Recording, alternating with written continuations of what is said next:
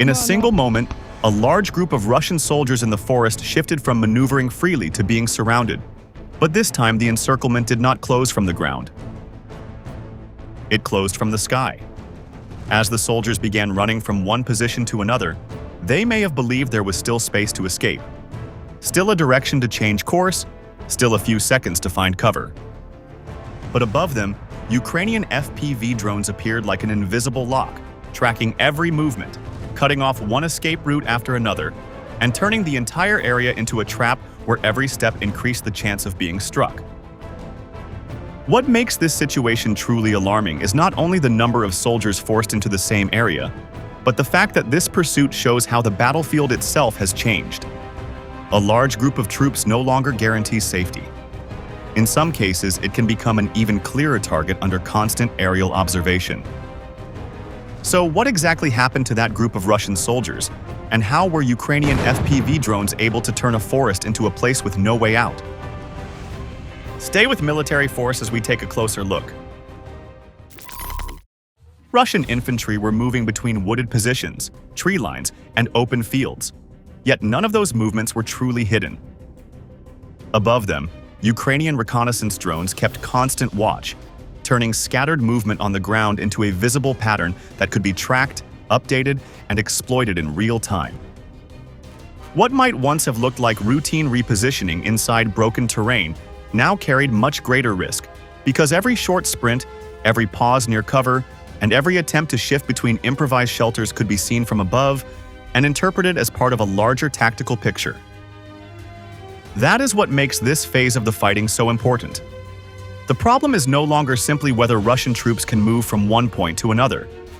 The deeper problem is that movement itself has become a form of exposure. Once a drone crew identifies a cluster of soldiers or a suspected fighting position, the coordinates can be passed very quickly to FPV drone teams waiting to strike. This shortened chain between detection and attack has changed the tempo of close battlefield engagements, because it leaves less time for troops on the ground to adapt or disperse. It also means that the side watching from above can pressure the battlefield earlier, before a larger assault group has time to settle, regroup, or prepare supporting fire from nearby cover. The first targets in such a sequence are often the positions that threaten the aerial watch itself. In this case, a Russian machine gunner who appeared to be trying to shoot down a Ukrainian reconnaissance drone became an early priority. That detail reveals a clear tactical logic. Ukraine is not using drones only to hit exposed men in the open. It is also protecting the surveillance layer that allows the rest of the strike system to function. If the eyes in the sky remain active, then every trench edge, bunker entrance, and temporary firing point behind that line becomes easier to map and far more dangerous to occupy. As those forward strongpoints begin to come under pressure, the troops behind them face a harsher reality. They are no longer moving behind a protective screen of unseen positions. They are moving after the first shield has already started to fail. Once that happens, even cautious movement through cover becomes more vulnerable because the units in the rear are advancing under observation rather than concealment. That shift matters on a battlefield where seconds often decide survival.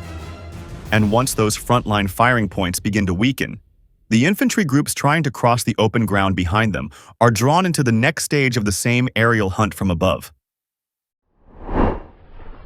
Russian infantry became most vulnerable not inside fixed positions, but in the short stretches between them.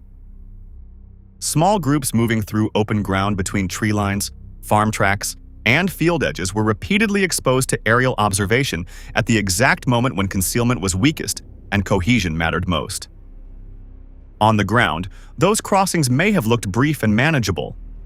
From above, however, they created clear visual lanes that allowed Ukrainian reconnaissance crews to track direction, spacing, and speed. That difference in perspective explains why so many Russian troops were struck before they could even reach the area where a close fight with Ukrainian defenders might begin. The battlefield danger no longer starts only at the trench or firing point. It now begins during the approach, when men are still trying to move from one patch of cover to the next without realizing that their route has already been studied. Once a reconnaissance drone locked onto a moving group, the next stage followed quickly.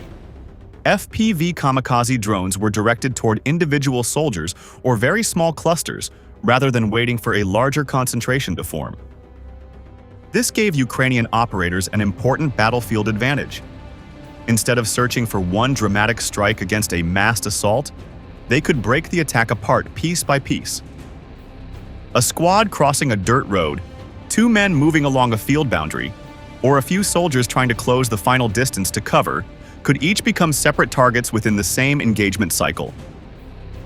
The result was not only physical loss, but also the steady destruction of momentum at the level where infantry assaults depend most on timing, mutual support, and confidence that the men nearby will continue moving in the same direction. That pressure changes behavior almost at once. When one soldier is hit and another sees a drone diving toward his position, the remaining men do not continue forward in an orderly way. They drop to the ground, scatter toward whatever cover is available, change direction without coordination, or freeze in place for several critical seconds. In tactical terms, that reaction matters almost as much as the strike itself. An assault group that loses formation in open terrain becomes easier to watch, easier to isolate, and less able to use its numbers effectively. Control on the ground also suffers, because shouted instructions and hand signals become less useful once men are spread out, disoriented, and focused on survival rather than movement. The damage does not stop with the first group under attack.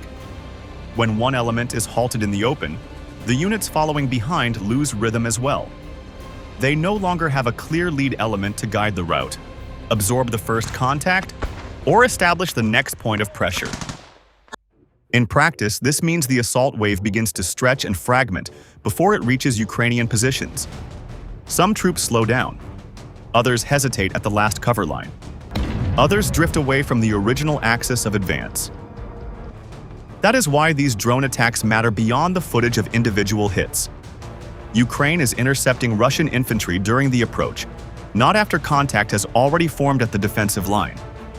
This reduces direct pressure on Ukrainian defenders and forces Russian planners to spend more time rebuilding order after each failed push. It also turns even short gaps between cover into zones of decision, where hesitation, exposure, and broken timing can decide whether an assault continues or collapses before contact. This also creates a second burden for attacking units.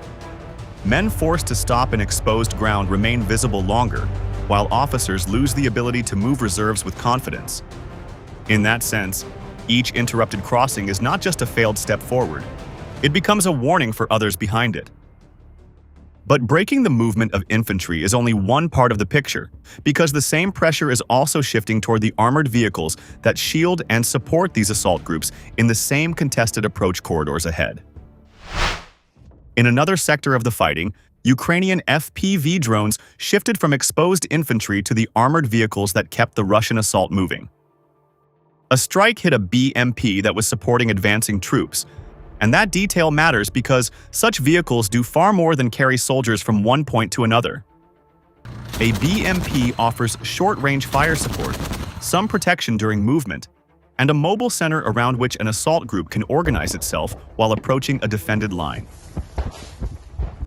When that vehicle is hit before the infantry reaches its objective, the result is larger than the loss of one machine. It disrupts timing, weakens confidence, and begins to break the structure that keeps the men around it moving in step under pressure. The attack sends a message to nearby crews that armored support is no longer a guarantee of safety during the approach. The battlefield logic becomes even clearer in the next moment, when a tank hidden in the woods is also found by Ukrainian aerial surveillance and then attacked by drone. That sequence shows that concealment inside a tree line is no longer enough on a battlefield where observation is persistent and suspected positions can be checked again from above. A tank waiting under cover may be trying to preserve surprise, avoid artillery, or prepare to support a later push at the right moment. But once it is identified, that patience becomes a liability instead of an advantage. The vehicle is no longer a reserve asset waiting to shape the fight. It becomes a marked target whose location can be passed to strike teams before it enters the battle in any useful way. That forces commanders to think less about timing and more about whether the vehicle will survive long enough to matter. Taken together, the strike on the BMP and the strike on the tank reveal a Ukrainian method. The goal is not only to destroy what is visible first, it is to peel away the protective layers that allow Russian infantry to close distance with some chance of success. The BMP shields movement and adds supporting fire, while the tank offers heavier firepower and psychological weight during the approach. If both are damaged, destroyed, or forced to withdraw, the infantry beside them loses more than equipment. It loses the support that helps small units keep pressing forward under stress. This matters at the tactical level because assaults depend on combined action, not on isolated bravery. Without armored backing, a determined push can begin to feel exposed before the defenders have been engaged at close range. Infantry moving toward defended ground needs vehicles to suppress firing points, absorb danger, and create brief moments of advantage during approach. Once those vehicles disappear from the engagement, the assaulting troops face a harsher equation with less cover, less fire support, and less confidence that the next obstacle can be broken quickly. There is also a larger message in the fact that the tank was found while hidden near the fighting area. It suggests that Ukraine is not merely reacting to armor after it opens fire or breaks into view. It is searching for supporting pieces before they can shape the battle. As a result, each Russian assault wave risks losing its armored backing before the decisive stage even begins. That weakens follow-on pushes, narrows tactical options, and leaves infantry more exposed during the final approach to Ukrainian defenses. Yet this expanding kill chain does not stop with vehicles near the front, because Ukrainian drones are also reaching toward heavier systems whose destruction can affect a wider part of the battlefield. A Smerch multiple rocket launcher moving toward a firing position became one of the clearest examples of how Ukraine is widening the role of drone warfare across the battlefield. This was not a case of reacting after rockets had already been launched and damage had already been done. Instead, Ukrainian aerial surveillance found the vehicle while it was still on the move, turning a dangerous artillery asset into an interception target before its mission could begin. That distinction matters because it shows a shift in timing. Ukraine is no longer focused only on surviving incoming fire. It is also trying to interrupt the delivery of that fire before the first rocket leaves the launcher. The Smerch is a high-value system built to send a heavy volume of rockets across a wide area, and one successful firing run can place major pressure on defensive positions, supply lines, and rear support zones at the same time. Because of that, catching such a system before it reaches its launch point creates value beyond the destruction of a single vehicle. It removes the immediate threat, erases the mission attached to that launcher, and forces the opposing side to absorb a battlefield loss before any result is achieved. That is what made this strike so important. The attack drone hit the launcher before it could complete its fire mission. After the strike, the vehicle caught fire, and the rockets detonated without control, sending blasts through the launcher itself instead of toward Ukrainian positions. In practical terms, the planned attack was destroyed on the road rather than exchanged across the front. The result was not only a burning vehicle, but also the collapse of a sequence built around movement, timing, and fire delivery. This episode also shows that Ukraine is applying drones to a broader class of targets than earlier in the war. The focus is no longer limited to exposed infantry or armored vehicles near the point of contact. Heavy support systems that shape the wider battlefield are now under similar pressure if they can be found during movement or preparation. That matters because long-range firepower often gives attacking forces the ability to weaken resistance, isolate positions, and create confusion before ground units close in. If such systems are intercepted early, the battle changes even before soldiers meet each other directly. There is also an important message here for the Russian rear area. If a heavy launcher moving toward a firing point can be detected and struck before launch, then the rear is no longer a safer zone where expensive support assets can move with confidence. The line of danger begins to stretch deeper behind the immediate clash zone, increasing pressure on transport routes, staging areas, and the timing of fire support itself. That uncertainty forces commanders to rethink routes, timing, and exposure before launch crews reach firing positions. That is why this strike matters beyond one dramatic explosion. It shows that Ukraine is trying to interfere directly with the rhythm of Russian fire support, not just endure it. And once even heavy rocket systems can be stopped on the move, the surviving troops behind them are pushed towards smaller forms of cover that may offer only temporary safety.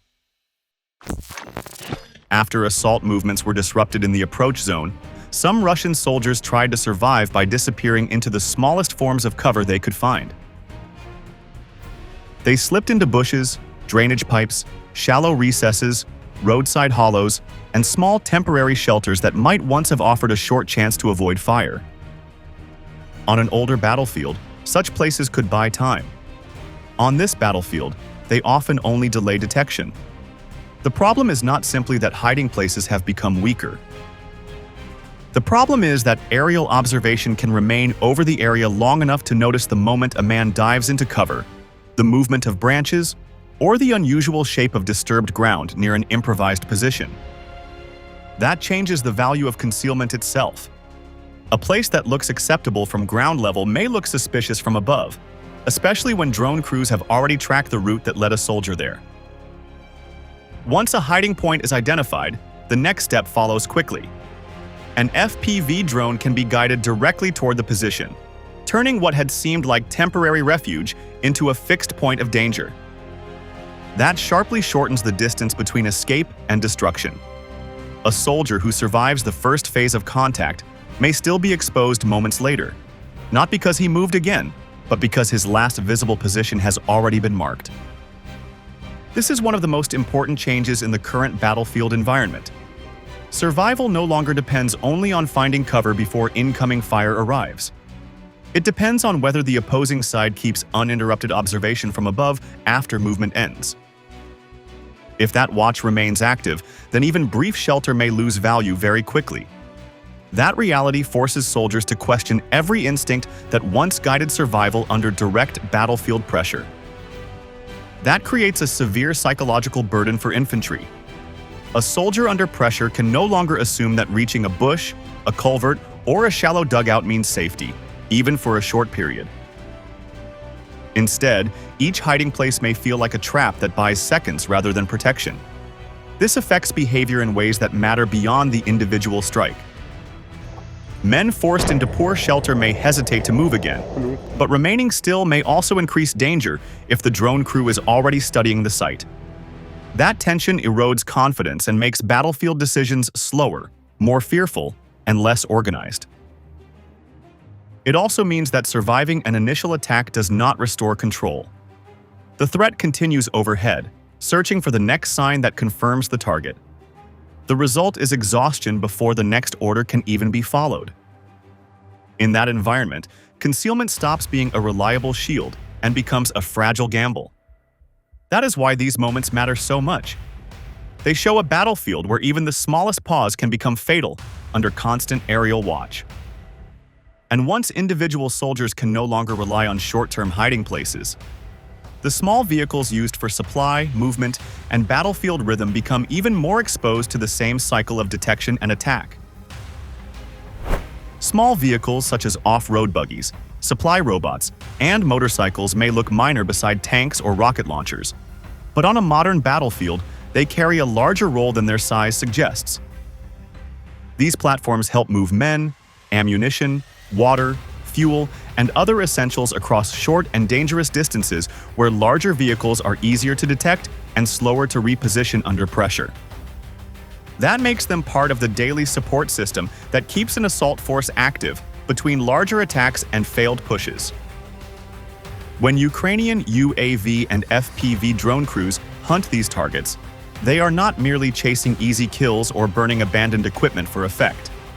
They are striking the small links that allow Russian units to preserve rhythm close to the line and recover after losses. A motorcycle can move troops faster than men traveling on foot. A buggy can carry supplies to an exposed or isolated position. A ground robot can reduce the need for a soldier to risk himself during a resupply run.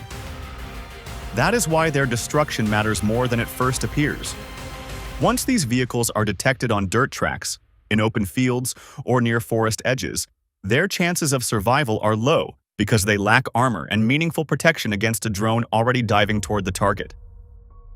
Their speed may help for a moment, but speed alone becomes a weak shield when the route has already been watched from above and the timing of movement has been understood. If enough small vehicles are destroyed, troops at the front receive supplies more slowly, replacement movement becomes harder, and short assault preparations begin to lose pace before a new push starts. That forces Russian units to spend more time solving practical problems that seem minor in isolation, but become serious under constant pressure. Men may have to carry more by hand, wait longer for support, or move with less confidence across dangerous ground. That kind of friction does not always produce dramatic footage, but it steadily weakens combat units already under stress. In this sense, Ukraine is not only attacking what is dangerous in the moment, it is also attacking what keeps danger moving. The repeated use of UAV and FPV drones against these smaller vehicles slows Russian activity near the front, reduces pressure on Ukrainian defenders, and builds cumulative advantage through constant disruption. What this battle shows is not simply that Ukraine is destroying targets with drones. It shows that Ukraine is using a battlefield system in which reconnaissance, target transfer, and precision strike work together fast enough to shape events before Russian forces can recover. The real effect is cumulative. Units lose time, lose confidence, lose support, and lose the ability to move in an organized way under pressure. That changes the meaning of defense. Ukraine is not only holding ground effectively, it is also forcing Russian troops to fight inside a rhythm chosen by the other side. In that environment, success depends less on mass alone and more on who can see first, decide faster, and strike before the opponent restores order. That is why the contest over low-altitude surveillance and rapid kill chains now plays a role in deciding who advances today and who is stopped from a distance away. If this analysis helped you better understand how modern warfare works, from battlefield movement to drone strikes and tactical decision-making, subscribe to Military Force for more clear and in-depth coverage. Military Force does not study war to glorify destruction, but to help viewers understand its real cost, its strategic logic, and the human consequences behind every battle. Subscribe to Military Force, stay informed, and keep learning why understanding war is one of the strongest reasons to value peace.